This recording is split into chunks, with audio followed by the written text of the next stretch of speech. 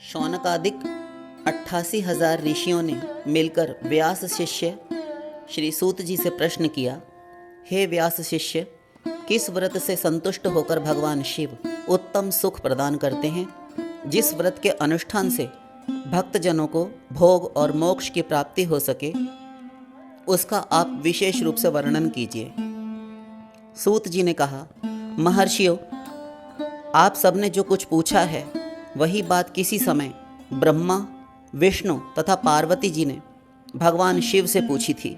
इसके उत्तर में शिव जी ने जो कुछ भी कहा था वह मैं आप सबको बता रहा हूँ, आप ध्यान से सुने। भगवान शिव बोले, मेरे बहुत से व्रत हैं जो भोग और मोक्ष प्रदान करने वाले हैं। उनमें मुख्य 10 व्रत हैं जिन्हें जाबाल श्रुति के विद्वान 10 शर्व व्रत कहते हैं। द्विजों को अर्थात ब्राह्मणों को सदा यत्नपूर्वक इन व्रतों का पालन करना चाहिए। हे हरे, प्रत्येक अष्टमी को केवल रात में ही भोजन करे, विशेषतः कृष्ण पक्ष की अष्टमी को भोजन का तो सर्वथा अर्थात बिल्कुल त्याग कर दे। शुक्ल पक्ष की एकादशी को भी भोजन छोड़ दे, किंतु कृष्ण पक्ष की एकादशी को रात में मेरा पूजन करने के पश्चात भोजन किया जा सकता है। शुक्ल पक्ष की त्रयोदशी को तो रात में भोजन करना चाहिए, परंतु कृष्ण पक्ष की चतुर्दशी को शिव व्रतधारी पुरुष के लिए भोजन का सर्वथा निषेध है। दोनों पक्षों में प्रत्येक सोमवार को प्रयत्नपूर्वक केवल रात में ही भोजन करना चाहिए। शिव के व्रत में तत्पर रहने वाले लोगों के लिए यह अनिवार्य नियम है। इन सभी व्रतों में व्रत की पूर्ति के लिए अपनी शक्ति के अनुसार शिव भक्त ब्राह्मणों को भोजन कराना चाहिए। द्विजों को इन सब व्रतों का नियम पूर्वक पालन करना चाहिए। जो द्विज इनका त्याग करते हैं वे चोर होते हैं। मुक्ति मार्ग में प्रवीण पुरुषों को मोक्ष की प्राप्ति कराने वाले 4 व्रतों का नियम पूर्वक पालन करना चाहिए। वे 4 व्रत इस प्रकार हैं: भगवान शिव की पूजा, रुद्र मंत्रों का जप, शिव मंदिर में उपवास तथा काशी में मरण। ये मोक्ष के सनातन मार्ग हैं। सोमवार की अष्टमी और कृष्ण पक्ष की चतुर्दशी, इन 2 तिथियों को उपवास पूर्वक व्रत रखा जाए तो वह भगवान शिव को संतुष्ट करने वाला होता है और इसमें अन्यथा विचार करने की आवश्यकता नहीं है। हरे, इन चारों में भी शिवरात्रि का व्रत ही सबसे अधिक बलवान है। इसलिए भोग और मोक्ष रूपी फल की इच्छा रखने वाले लोगों को मुख्यतः उसी व्रत का अर्थात शिवरात्रि व्रत का पालन करना चाहिए। इस व्रत को छोड़कर दूसरा कोई भी मनुष्य के लिए हितकारी व्रत नहीं है। यह व्रत सबके लिए धर्म का उत्तम साधन है। निष्काम अथवा सकाम भाव जैसे भी रखने वाले हों, सभी मनुष्यों, वर्णों, ब्राह्मणों, आश्रमों, स्त्रियों, बालकों, दासों, दासियों तथा देवताओं आदि सभी देहधारियों के लिए यह श्रेष्ठ व्रत हितकारक बताया गया है। फागुन मास के कृष्ण पक्ष की त्रयोदशी शिवरात्रि तिथि का विशेष महात्म्य बताया गया है। जिस दिन आधी रात के समय वह तिथि विद्यमान हो, उसी दिन उसे व्रत के लिए ग्रहण करना चाहिए। शिवरात्रि करोड़ों हत्याओं का पाप नाश करने वाली है। केशव, उस दिन सवेरे से लेकर जो कार्य करना आवश्यक है उसे प्रसन्नतापूर्वक तुम्हें बता रहा हूँ, तुम ध्यान देकर सुनो। बुद्धिमान पुरुष सवेरे उठकर बड़े ही आनंद के साथ स्नान आदि नित्य कर्म करे, आलस्य को पास न फटकने दे। फिर शिवालय में जाकर शिवलिंग का विधिवत पूजन करके मुझ शिव को नमस्कार करने के पश्चात उत्तम रीति से संकल्प करे। संकल्प मंत्र है, देव देव महादेव नीलकंठ नमोस्तुते, कर्तुमिच्छाम्यहं देव शिवरात्रि व्रतं तव, तव प्रभावात् देवेश निर्विघ्नेन भवेदिति, कामाद्याः शत्रवोः मां वै पीड़ां कुर्वन्तु नैव हि। इसका अर्थ है, हे देव देव महादेव, हे नीलकंठ, आपको नमस्कार है। देव, मैं आपके शिवरात्रि व्रत का अनुष्ठान करना चाहता हूँ। देवेश्वर, आपके प्रभाव से यह व्रत बिना किसी विघ्न बाधा के पूर्ण हो और काम आदि शत्रु मुझे पीड़ा न दें। ऐसा संकल्प करके पूजन सामग्री का संग्रह करें और उत्तम स्थान में जो शाखा प्रसिद्ध शिवलिंग हो, अर्थात आपके आसपास के क्षेत्र में जो भी शिव जी का प्रसिद्ध मंदिर हो, उसके पास रात में जाकर स्वयं उत्तम विधि विधान का संपादन करें। फिर शिव के दक्षिण या पश्चिम भाग में सुंदर स्थान पर उनके निकट ही पूजा के लिए संचित की गई सारी सामग्री को रखे। तदनंतर श्रेष्ठ पुरुष वहाँ पर फिर से स्नान करे। यह काम आप आज के समय को देखते हुए घर में भी कर सकते हैं। स्नान के बाद सुंदर वस्त्र और उपवस्त्र, अंगोछा आदि धारण करके 3 बार आचमन करने के पश्चात पूजन आरंभ करें। जिस मंत्र के लिए जो द्रव्य नियत हो उस मंत्र को पढ़कर उसी द्रव्य के द्वारा पूजा करनी चाहिए। बिना मंत्र के महादेव जी की पूजा नहीं करनी चाहिए, यह शास्त्र वचन है। गीत, वाद्य, नृत्य आदि के साथ भक्ति भाव से संपन्न होकर रात्रि के प्रथम पहर में पूजन करके विद्वान पुरुष मंत्र का जप करे। फिर मंत्रज्ञ पुरुष उस समय श्रेष्ठ पार्थिव लिंग का निर्माण करे तो नित्य कर्म करने के पश्चात पार्थिव लिंग का ही पूजन करे। आप यह काम किसी मंदिर में भी कर सकते हैं। यदि आप लिंग गठन नहीं कर सकते तो फिर स्थापित शिवलिंग की ही उपासना पूजा कर सकते हैं। फिर पूजन के पश्चात नाना प्रकार के स्तोत्रों द्वारा भगवान वृषभध्वज को संतुष्ट करें। बुद्धिमान पुरुष को चाहिए कि उस समय शिवरात्रि व्रत के महात्म्य का पाठ करे।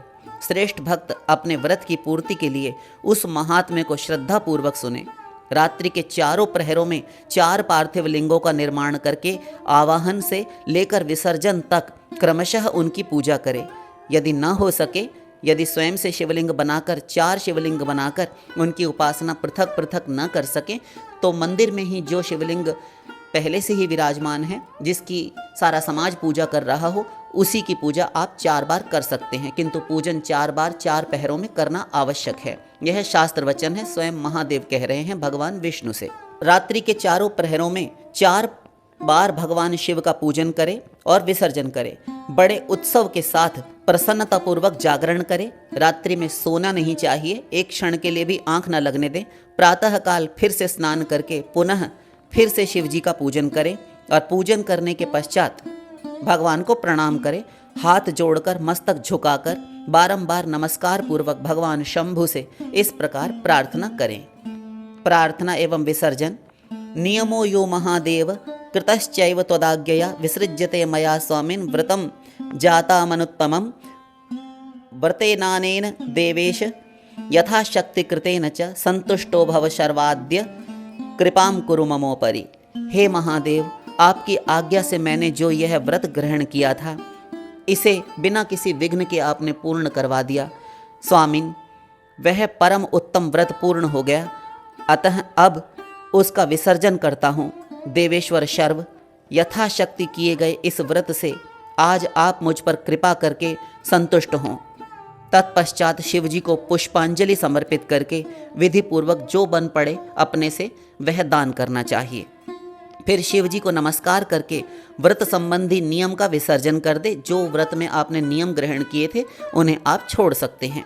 अपनी शक्ति के अनुसार शिव भक्तों, ब्राह्मणों, विशेषतः सन्यासियों को भोजन कराकर पूर्णतया संतुष्ट करके स्वयं भी भोजन करें।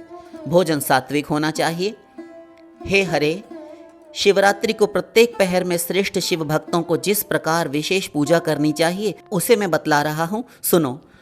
प्रथम पहर में पार्थिव लिंग की स्थापना करके अनेक सुंदर उपचारों द्वारा गंध, चंदन आदि से भक्ति भाव से 5 उपचारों से पूजन करना चाहिए। पहले गंध, पुष्प आदि 5 द्रव्यों द्वारा सदा महादेव जी की पूजा करनी चाहिए। उस द्रव्य से संबंध रखने वाले मंत्र का उच्चारण करके पृथक पृथक वह द्रव्य समर्पित करना चाहिए।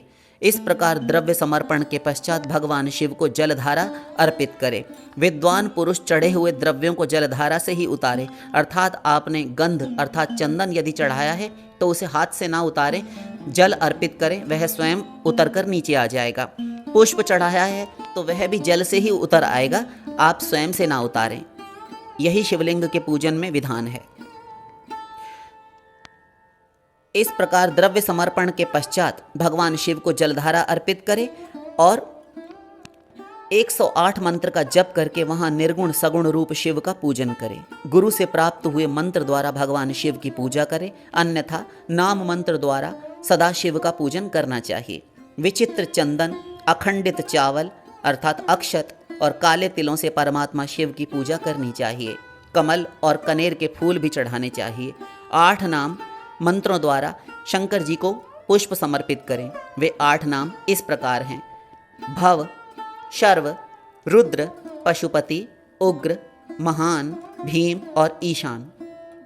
इनके आरंभ में श्री और अंत में चतुर्थी विभक्ति जोड़कर, अर्थात जैसे कि पहला नाम है भव तो श्री भवाय नमः, श्री शर्वाय नमः, श्री रुद्राय नमः, इस प्रकार जोड़ लें। इत्यादि नाम मंत्रों द्वारा शिव जी का पूजन करें। पुष्प समर्पण के पश्चात धूप, दीप और नैवेद्य निवेदन करें।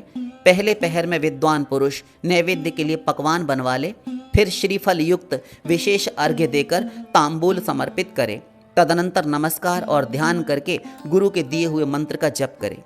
गुरुदत्त मंत्र न हो तो पंचाक्षर अर्थात नमः शिवाय मंत्र के जप से भगवान शंकर को संतुष्ट करें। धेनु मुद्रा दिखाकर उत्तम जल से तर्पण करें। पश्चात अपनी शक्ति के अनुसार 5 ब्राह्मणों को भोजन कराने का संकल्प करें। फिर जब तक पहला पहर पूरा न हो जाए तब तक वहां उत्सव करता रहे। दूसरा पहर आरंभ होने पर पुनः भगवान शंकर की पूजा करे और संकल्प करे, तब पूजन करे। अथवा एक ही समय चारों पहरों के लिए संकल्प करके, यहाँ भगवान शंकर भगवान विष्णु से कह रहे हैं या तो पहले ही पूजन के संकल्प एक साथ कर ले अथवा चारों पहरों में 4 बार संकल्प बारी बारी से करके तब प्रत्येक पहर का पूजन करें। पहले पूर्वोक्त द्रव्यों से जो पहले जितने भी पूजन सामग्री बताई उनके द्वारा पूजन कर ले और उसके बाद पहले पहर में जितनी पूजा की थी उसकी अपेक्षा दुगने मंत्रों का जप करके शिव जी की पूजा करें और पूर्वोक्त तिल अर्थात काले तिल, सफ़ेद अखंडित चावल, कमल पुष्पों, कनेर से शिव जी की अर्चना करें। विशेषतः बिल्व पत्रों को भी अब इसमें शामिल करना चाहिए। बिल्व पत्रों से परमेश्वर शिव का पूजन करना चाहिए। दूसरे पहर में बिजौरा अर्थात नींबू के साथ अर्घ्य देकर खीर का नैवेद्य निवेदन करें। जनार्दन, इसमें पहले की अपेक्षा मंत्रों की दुगनी आवृत्ति करनी चाहिए, दुगने मंत्रों का जप करना चाहिए। फिर ब्राह्मणों को भोजन कराने का संकल्प करें। शेष सब बातें पहले की ही तरह तब तक करता रहे जब तक दूसरा पहर भी पूरा ना हो जाए। तीसरे पहर के आने पर पूजन तो पहले के ही समान करता रहे, किंतु जौ के स्थान पर गेहूं के आटे का उपयोग करे, गेहूं का उपयोग करे और आक के फूल चढ़ाए और उसके बाद नाना प्रकार के धूप दीप देकर पुए का नैवेद्य भोग लगाए। उसके साथ भांति भांति के शाक, अनेकों प्रकार की सब्जियां, ये सब अर्पित करें। इनमें प्याज और लहसुन नहीं चढ़ाना चाहिए, यह आप ध्यान रखें। इस प्रकार पूजन करके कर्पूर से आरती उतारें, अनार के फल के साथ अर्घ्य दें और दूसरे पहर की अपेक्षा दुगुना मंत्र जप करें। तदनंतर दक्षिणा सहित ब्राह्मण भोजन का संकल्प करें और तीसरे पहर के पूरे होने तक पूर्ववत उत्सव करता रहे। चौथा पहर आने पर तीसरे पहर की पूजा का विसर्जन कर दे और पुनः आवाहन आदि करके विधिवत पूजा करे। उड़द, कंगनी, मूंग, सप्तधान्य अर्थात 7 प्रकार का अनाज, शंख पुष्पी तथा बिल्व पत्रों से परमेश्वर शंकर का पूजन करें। उस पहर में भांति भांति की मिठाइयों का नैवेद्य लगाए तथा उड़द के बड़े आदि बनाकर उनके द्वारा सदाशिव को संतुष्ट करें। केले के फल के साथ अथवा अन्य विविध फलों के साथ भगवान शिव को अर्घ्य दे। तीसरे पहर की अपेक्षा दूना मंत्र जप करे। यथाशक्ति ब्राह्मण भोजन का संकल्प करे। गीत वाद्य अर्थात गाना बजाना और नृत्य से शिव जी की आराधना पूर्वक समय बिताए। भक्तजनों को तब तक महान उत्सव करते रहना चाहिए जब तक अरुणोदय ना हो जाए, अर्थात जब तक अगले दिन का सूर्य उदय ना हो जाए। अरुणोदय होने पर पुनः स्नान करके भांति भांति के पूजन उपचारों और उपहारों द्वारा शिव जी की अर्चना करें। तत्पश्चात अपना भी अभिषेक कराए, नाना प्रकार के दान दे और पहर की संख्या के अनुसार ब्राह्मणों तथा सन्यासियों को अनेक प्रकार के भोज्य पदार्थों का भोजन कराए। फिर शंकर को नमस्कार करके पुष्पांजलि दे और बुद्धिमान पुरुष उत्तम स्तुति करके निम्नांकित मंत्रों से प्रार्थना करे। तावकस्तद्गता प्राणश्चित्तोऽहं सदा मृड कृपा निधित्वाज्ञात्वैव भूतनाथ प्रसीद मे अनेनैवोपवासेन यज्ञातं फलमेव च तेनैव प्रीयतां देवः शंकरः सुखदायकः कुले मम महादेव भजनं तेस्तु सर्वदा माँ भूतस्य कुले जन्म यत्र त्वं नहि देवता। इसका अर्थ है, सुखदायक कृपा निधान शिव, मैं आपका हूँ, मेरे प्राण आप में ही लगे हैं और मेरा चित्त सदा आपका ही चिंतन करता है। यह जानकर आप जैसा उचित समझें वैसा करें। हे भूतनाथ, मैंने जानकर या अनजान में जो जप और पूजन आदि किया है उसे समझकर दया सागर होने के नाते ही आप मुझ पर प्रसन्न हों। उस उपवास व्रत से जो फल हो उसी से सुखदायक भगवान शंकर मुझ पर प्रसन्न हो। महादेव, मेरे कुल में सदा आपका भजन होता रहे। जहाँ के आप इष्ट देवता न हो, उस कुल में मेरा कभी जन्म न हो। इस प्रकार प्रार्थना करने के पश्चात भगवान शिव को पुष्पांजलि समर्पित करके ब्राह्मणों से तिलक और आशीर्वाद ग्रहण करें। तदनंतर शंभु का विसर्जन करें। जिसने इस प्रकार व्रत किया हो, उससे मैं दूर नहीं रहता। इस व्रत के फल का वर्णन नहीं किया जा सकता। मेरे पास ऐसी कोई भी वस्तु नहीं है जिसे शिवरात्रि व्रत करने वाले के लिए मैं दे न डालूं। जिसके द्वारा अनायास ही इस व्रत का पालन हो गया, उसके लिए भी अवश्य ही मुक्ति का बीज बो दिया गया। मनुष्यों को प्रतिमास भक्तिपूर्वक शिवरात्रि व्रत करना चाहिए। यहाँ प्रतिमास कहने से भगवान शंकर का अभिप्राय है, क्योंकि प्रत्येक मास में मास शिवरात्रि आती है। जैसे एकादशियाँ पड़ती हैं ना, ऐसे ही शिवरात्रि प्रत्येक मास में आती है। आप अपना हिंदू कैलेंडर, पंचांग इत्यादि उठाकर देखेंगे अथवा विद्वान पंडितों से पूछेंगे तो प्राप्त हो जाएगा। किंतु वर्ष की एक विशेष शिवरात्रि जो है, जो फागुन मास में पड़ती है, जैसा कि आने को ही है, उसके पूजन के विषय में, उसके व्रत के विषय में भगवान शिव ने विशेष रूप से कहा है। मनुष्यों को प्रतिमास भक्तिपूर्वक शिवरात्रि व्रत करना चाहिए। तत्पश्चात इसका उद्यापन करके मनुष्य सांगोपांग फल लाभ करता है।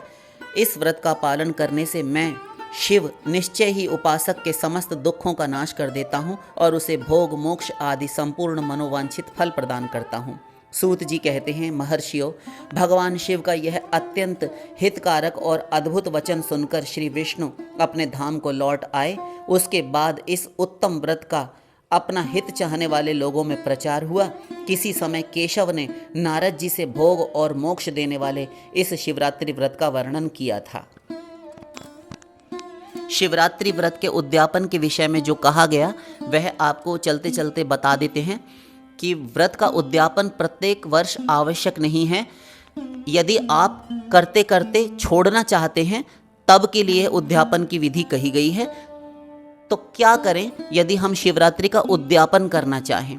तो उसके लिए हमारे धर्मशास्त्रों में स्वयं भगवान शंकर ने ही अपने शिवरात्रि व्रत के उद्यापन के विषय में कहा है। श्री सूत जी ने 88,000 शौनकादिक महात्माओं को कहा है कि 14 वर्ष के बाद, अर्थात 14 शिवरात्रियों का व्रत करने के उपरांत आप 15वें वर्ष में शिवरात्रि व्रत का उद्यापन कर सकते हैं।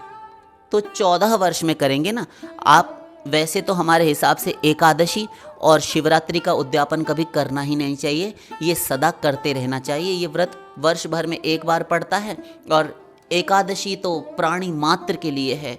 यावन मात्र, जब तक जीवन है तब तक एकादशी की जानी चाहिए। इसका उद्यापन हमें नहीं पता किस मूर्ख ने बताया, किंतु एकादशी सदा करणीय है, सदा ग्राह्य है। उसके बाद एकादशी समाप्त। उसके बाद आप जो भी कुछ नियम लेते थे एकादशी के व्रत के उद्यापन के बाद में, फिर वो सब ग्रहण करना शुरू कर देंगे, वे सब भोगना प्रारंभ कर देंगे। तो क्या एकादशी का फल रहा? इसलिए एकादशी का उद्यापन हमारी समझ में नहीं आता। तो आप भगवान शंकर के द्वारा उन्हीं के श्रीमुख से अपने इस व्रत का महात्म्य और महिमा जो बताई गई, इस शिवरात्रि व्रत को कीजिए और अधिक से अधिक लाभ उठाइए, अपना लोक परलोक संवारिए। महादेव भगवान शिव शंकर की कृपा आप पर और आपके परिवार पर सदा बनी रहे। शेष फिर।